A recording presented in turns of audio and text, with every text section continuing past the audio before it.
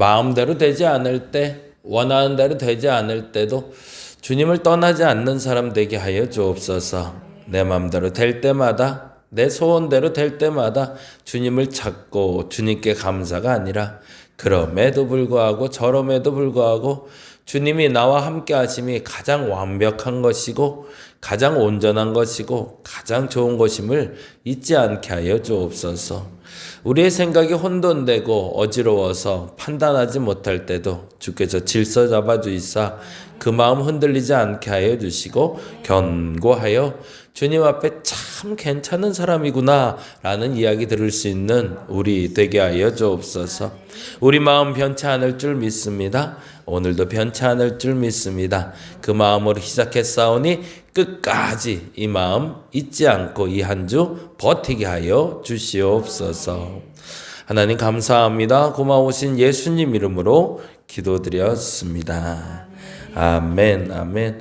오늘은 창세기 말씀을 가지고 사순절 말씀 봅니다. 창세기 2장 21에서 22절.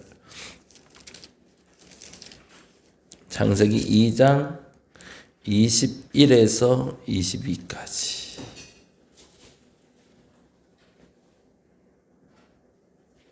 창세기 2장 21, 22. 우리 같이 한 목소리로 천천히 읽도록 합니다. 여호와 하나님이 아담을 깊이 잠들게 하시니 잠들매 그가 그 갈빗대 하나를 취하고 살로 대신 채우시고 여호와 하나님이 아담에게서 취하신 그 갈빗대로 여자를 만드시고 그를 아담에게로 이끌어 오시니. 아멘. 여기까지 볼까요? 제가 읽어드릴게요. 한번 들어보세요. 제목은 차별 대신 환대를 이란 제목이에요. 이게 감리교의 특징이에요. 사실은 감리교는 다른 교단하고 달리 개인적 구원보다 사회적 구원을 언제보다 더 많이 강조할 때가 많아요. 이 단어는 여러분이 그냥 머릿속에 넣어 놓으세요. 개인적 구원이라는 말은 내가 예수 믿어 구원받고 천국에 간다는 얘기죠. 그건 우리가 너무 잘 아는 얘기인데 감리교에서 강조하는 게 사회적 구원이에요. 그건 뭐냐면 이 사회가 이 땅이 회개해서 천국 만들자라는 얘기예요. 그래서 그 얘기를 많이 강조하다 보니 사람이 죄를, 요 얘기는 조금 이따 하고요. 사람이 죄를 지어서 하나님 나라를 못 가게 됐을 때 예수 믿어 그 죄가 사함받고 구원받는 게 개인 구원이잖아요. 근데 그 틀이 똑같다라고 얘기하는 거예요. 이 사회도. 이 사회도 하나님 나라가 되지 않는 이유는 사람이 구원받지 못하는 거하고 똑같다. 죄 때문이다라고. 그럼 이 죄를 회개할 수 있도록 만들 수 있다면, 더 정확히는 이 죄가 예수 안에만 머물게만 한다면 그 죄사함을 통해서 이 땅에 하나님 나라가 이루어지지 않을까. 그 기대를 가지고 끊임없이 우리가 하나님 나라를 만드는 일을 감당하는 사람이 되어야 된다라고 얘기하는 게 감리교의 가르침입니다. 그러다 보니까 자꾸 무슨 얘기들이 반복되냐면 감리교에서는 예수 믿고 구원받읍시다가 아니라 예수 믿고 약자들, 소외된 사람들, 어려운 사람들, 그들을 돌봐야 됩니다. 그리고 악한 사람들 우리가 선하게 바꿀 수 있도록 노력해야 됩니다. 라는 얘기를 반복하게 되는 거죠. 그래서 그 이야기를 가지고 마음에 가지고 읽어주시기 바랍니다. 같이 한번 볼게요. 제가 읽어드릴게요. 하나님이 먼저 만드신 사람을 남자라 부르고 그 다음에 만드신 사람을 여자라고 불렀습니다. 히브리어는 이 두 사람을 이쉬와 이샤로 구별하였고 사람들은 구별을 차별로 이해합니다. 어느 날 문득 나중에 만든 사람을 꼭 여자라고 보아야 하는가 생각이 들었습니다. 아담이라는 한 사람, 그리고 또 다른 또 한 사람, 하나님은 이렇게 만드신 것이 아닐까 하는 상상 말입니다. 지금 우리도 그렇듯 타인은 지옥이라고 말할 정도로 두 사람이 얼마나 차이가 나고 생소했으면 여자라고 이름 붙였을까 하는 생각이지요. 겪을수록 여자와 남자는 외모부터 내면까지 너무 다릅니다. 보기에 자기와 너무 다른 사람, 하지만 그 차이에 감탄을 하는 사람, 이렇게 사람을 대하는 것이 하나님의 마음이 아닐까 생각해 봅니다. 달라서 겪는 고통이 안타깝습니다. 차별이 아니라 차이에 감탄하는 세상을 그려봅니다. 참 그 말이 멋있네요. 차별이 아니라 차이에 감탄하는 세상. 그런 세상 만들 수 있는 저와 여러분 되시기를 간절히 바랍니다. 네, 오늘 말씀은 요한복음 13장, 14장을 보는 날이고요. 13장 1절에서 7절까지 같이 읽도록 합니다. 13장 1절에서 7절.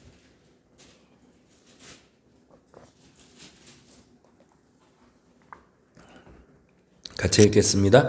6월절 전에 예수께서 자기가 세상을 떠나 아버지께로 돌아가실 때가 이른 줄 아시고 세상에 있는 자기 사람들을 사랑하시되 끝까지 사랑하시니라. 마귀가 벌써 시몬의 아들 가룟 유다의 마음에 예수를 팔려는 생각을 넣었더라. 저녁 먹는 중 예수는 아버지께서 모든 것을 자기 손에 맡기신 것과 또 자기가 하나님께로부터 오셨다가 하나님께로 돌아갈 것을 아시고 저녁 잡수시던 자리에서 일어나 겉옷을 벗고 수건을 가져다가 허리에 두르고 이에 대야에 물을 떠서 제자들의 발을 씻으시고 그 두르신 수건으로 닦기를 시작하여 시몬 베드로에게 이르시니 베드로가 이르되 주여 주께서 내 발을 씻으시나이까. 예수께서 대답하여 이르시되 내가 하는 것을 내가 지금은 알지 못하나 이후에는 알리라. 아멘. 아멘. 오늘 13장과 14장을 보는 날이고요. 13장은 지금 나온 대로 그대로 한번 써볼까요? 발을 씻기다. 세족식에 대한 거 우리 너무 잘 알죠. 발을 씻겨주신 예수님에 대해서 우리가 너무 잘 아는데 이 본문은 사실은 요한복음에만 나와요. 마태복음하고 마가복음하고 누가복음엔 나오지 않아요. 그리고 이 단어가 요한복음에 기록된 이유는 요한에게 있어서 그 마지막 6월절 시간에 가장 기억나는 장면이었던 것 같아요. 그런 거 있잖아요. 예배를 드리는데 다 같이 예배를 드리는데 유독 그 예배 시간에 나만 기억나는 장면이라는 게 있어요. 그쵸? 아주 특별하게 다른 사람은 잘 못 들었고 다른 사람은 잘 못 봤는데 내게만 자꾸 유독 그 광경이 들어오고 기억나는 그거를 이제 우리 스스로는 그렇게 얘기해 내게 주신 은혜라고 보는 거죠. 오늘따라 유독 그 장면이 자꾸 기억이 나고 다른 사람은 그렇게 신중하고 집중해서 보지 않았지만 내게 각인된 건 내게 주시려는 특별한 은혜가 있음을 여러분 기억하시기 바랍니다. 요한에게 있어서는 이 장면이 굉장히 매력적이었던 것 같아요.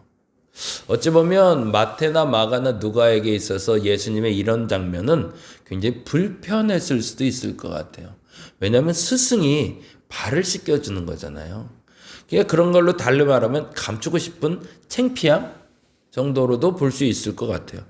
왜 저러지? 저 사람이 정신이 나갔나 싶은 거죠. 갑자기. 지금이야 이제 우리가 익숙하니까 단지 이제 목사님이나 장로님들이 이렇게 발 씻어주는 행위를 하거나 교회에서 어떤 행사에 있을 때 그런 걸 하면 의당이 그런 거다라고 받아들이지만 당시의 통념, 당시의 사고 속에서는 이거는 말이 안 되는 이야기이기 때문에 왜 말이 안 된다고 그럴까요? 당시에 발을 씻겨주는 건 누가 하는 거기 때문에? 종이. 종이 하던 일이거든요. 그러니 선생된 자가 갑자기 종이 된 것 마냥 무릎 꿇고 앉아서 수건을 두리고 제자들의 발을 씻겨주고 있으니 이건 난처한 거죠. 그러니까 사실은 베드로가 반대하는 거거든요. 이러지 마세요. 왜 그래요 갑자기. 뭐 설명을 한 것도 아니잖아요. 오늘 본문 보니까 이렇게 되어 있잖아요. 4절 말씀 같이 읽어볼까요? 4절. 저녁 잡수시던 자리에서 일어나 겉옷을 벗고 수건을 가져다가 허리를 두르시고 라고 되어 있어요. 그리고 5절에 이에 대하여 물을 떠서 제자들의 발을 씻으시고 그 두르진 수건을 닦기를 시작하여 라고 되어 있는데 그 순서가 베드로부터는 아니었던 게 확실해요. 그렇죠? 그렇죠? 그러니까 베드로의 순서가 됐을 때 베드로가 이렇게 얘기했겠죠. 보통 이제 순서를 보자면 베드로부터 먼저 씻어줬어야 되잖아요.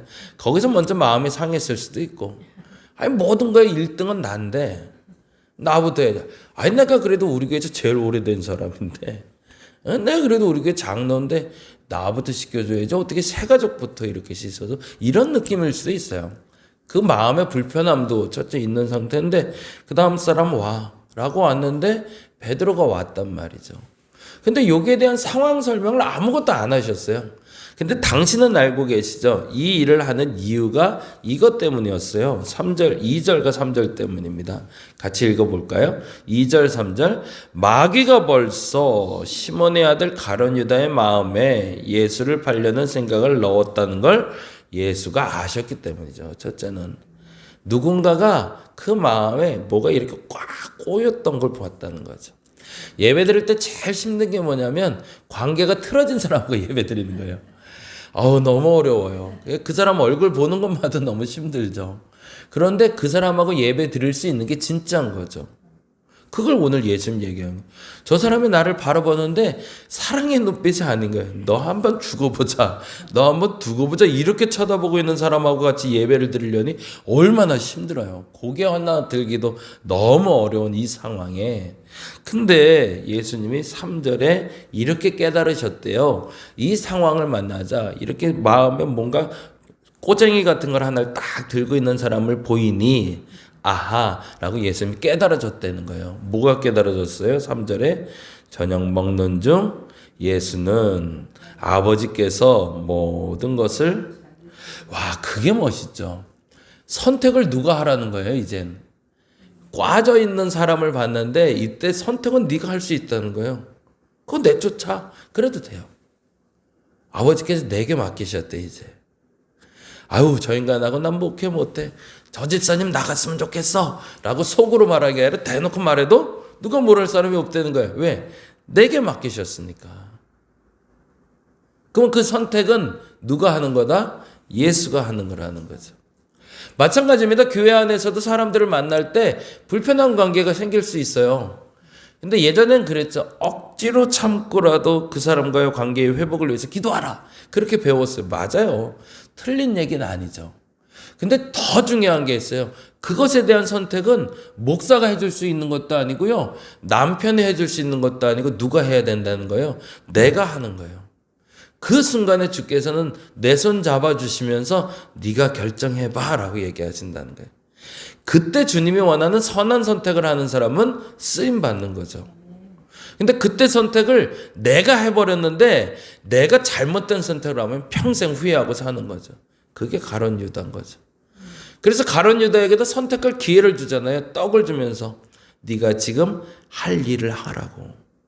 예수께서 선택해 주실 수도 있거든요. 그만 정신 차려라고. 그랬으면 알았을 거야 아마. 근데 네가 할 일을 하라 그러거든요. 그때 가룟 유다는 잘못된 선택을 하는 거죠. 그리고 이렇게 되어 있습니다. 3절 다시 읽을게요. 저녁 먹는 중 예수는 아버지께서 모든 것을 이게 기가 막히다고 그랬죠. 그 모든 것을 자기 손에 맡기신 것과 또 뭐래요? 자기가 하나님께로부터 오셨다가 하나님께로 돌아가실 것을 아셨대. 그건 뭐예요? 나중에 이 선택을 가지고 하나님께 할 말이 있어야 되는 거죠. 그래서 우리가 바른 선택을 해야 됩니다. 지금 이 시간에도 마찬가지고 그 어떤 것에 대한 선택권을 하나님 우리에게 주셨지 그것에 대해서 명령하지 않으셨다는 거예요. 선악과도 마찬가지잖아요. 아담과 하와에게 놔둬주시고 방치한 것처럼 선택하게 해주셨어요. 그리고 그 결과는 누가 책임지라는 거예요? 내가 책임질 수 있는 존재가 돼주라는 얘기죠. 그리고 내가 선택했을 때 그리고 나서 너 다시 내게로 와야 될 걸 알아야 돼 라는 거죠. 예수는 그걸 아셨어요. 그러면 예수님은 어떻게 행동해야 되는 거예요? 그 행위가 나타나는 게 세족식이라면 그 마음이 나타나는 게 13장 1절이에요. 13장 1절 읽어봅니다. 1절. 유월절 전에 예수께서 자기가 세상을 떠나 그렇죠. 아버지께로 돌아가실 때가 이른 줄 아시고 그렇죠. 3절 말씀이 그대로 연결되네요. 그렇죠.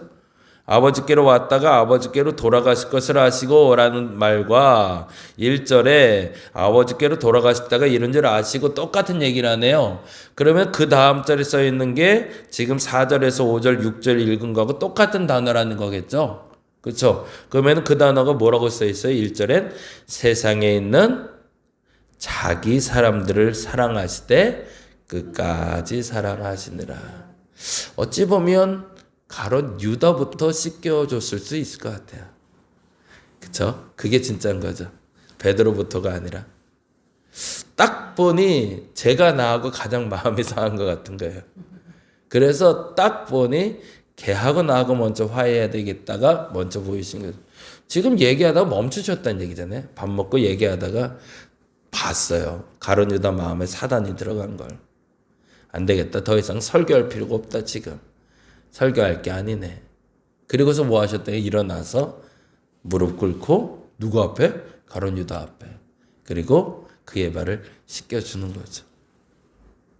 그리고 나서 순서대로 와 라고 하는데 이제 베드로가 여기서 까부는 거죠. 아, 왜 내 발을 씻기려고 그래요? 이러지 마세요 라고. 그리고 나서 8절에 베드로에게 이렇게 얘기하시죠. 읽어볼까요? 베드로가 이르되 내 발을 절대로 시키지 못할 거라고.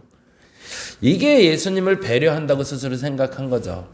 그러자 예수께서 대답하십니다. 내가 너를 씻어주지 아니하면 너와 나와 상관이 없으리라.